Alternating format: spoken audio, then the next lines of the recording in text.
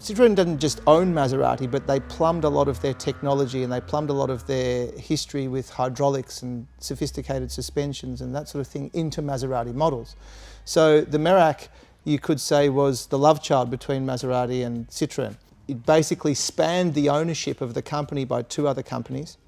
It had a lineage which started from an exceptionally exotic car as an offshoot of the car that it was born from. The Bora had a V8 and it had a glassed-in rear section, so it was a true fastback, and a polished stainless steel roof. Yeah, that was cool. So it was distinct, right? Right.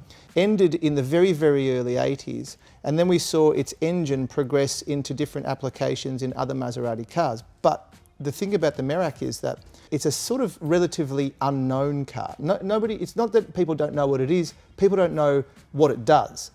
And then all of a sudden they say, okay, we need to make a more affordable version of this car. So they put a 6-cylinder engine in it, and that allows for a lower rear deck lid height. So they basically flattened out the rear of the car and placed flying buttresses, non-structural design elements in the back of the car to make it look right.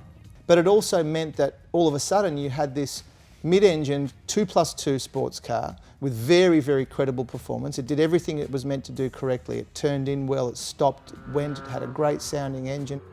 Even though it was a Citroen Maserati, you still feel like you're getting all of the Maserati mystique in this car. You feel like there is something inexplicable about the car when you're driving it that you can't really quantify. It doesn't have a Grand Prix engine. The engine started life in the Citroen SM in 2.7 litre form, and then Alfieri grew it to 3 litres for use in the Merak.